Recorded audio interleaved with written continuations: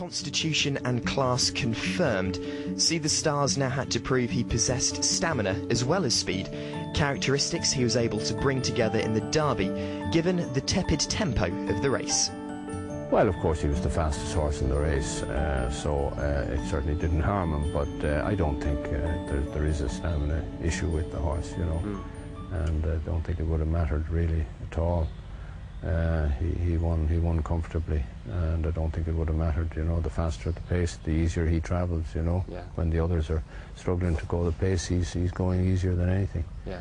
So I don't think so. But as it turned out, of course, the Derby worked out very well. It was a very smooth race for him, and everything fell into place very nicely. We didn't have too many anxious moments. It was great to watch. If you were involved with See the Stars, it was a great race to watch. I tell you, it was so simple and straightforward. You know, I was delighted once he settled a bit. Once we got over the first 2 furlongs and the position he was in and the way he was travelling, the way he came down the hill. There was a lovely shot on the TV of him coming down the hill upsides Kitewood, and you know, gosh, he was travelling very well, and when you saw him go travelling like that down into the straight around Tattenham Corner, you'd have to be pretty confident, you know. After Sindar's victory in the year 2000, See the Stars provided Oxx with a second Derby victory, both classics having been contrasting in their respective build-ups.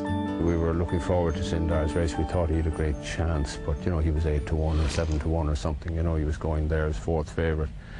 And we were very hopeful. Of course, it was nerve-wracking enough, as it always is. This was there was more anxiety over this because he was the favourite. He was the Guineas winner, and you know, there was an element of worry about the trip and about everything, as there always is. And but there was a lot more anxiety, so it was a bigger relief. You know, it was tremendously exciting when Sindar won. We couldn't believe it. You know, it was just sort of, we were stunned when it happened. With this fellow, there was just tremendous relief that, you know, he'd come through, and of course he came through with such style. It was terrific, you know. But yeah, you get that feeling of relief when it's over. The first horse in 20 years to complete the Guineas Derby double, Oxx expressed frustration in not being able to take up his next and more favoured target in the Irish Derby due to unsuitable soft ground. The Irish Derby means a lot to us, and obviously we were looking forward to it. Looked like the weather forecast was in our favour, and then it changed, and particularly on the Friday night, just that heavy burst of rain before racing finished us, really. So that was disappointing. I was annoyed about that, but that's the way you have to accept it.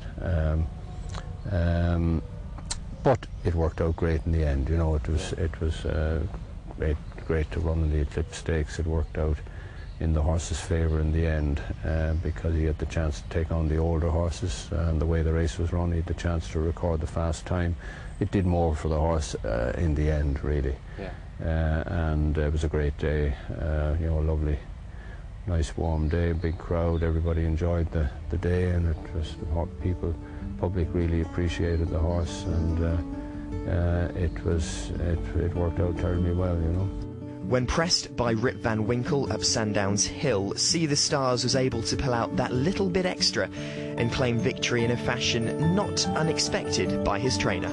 He just does enough, you know. Mick says he'll never win any race by much more than a length. You know, he just does enough. He's not a horse who'll you know, quicken up and go 5 lengths ahead. As we were walking over to leg him up and with the Eclipse, I said to him, now if everything's going well and he's winning and he's going well, and just give him an extra couple of cracks, and you know, make him stretch out, win by a few lengths, 4 lengths, show him off a little bit. And he said, you must be joking. He said, this fellow will never win anything by much more than 1 length, he said.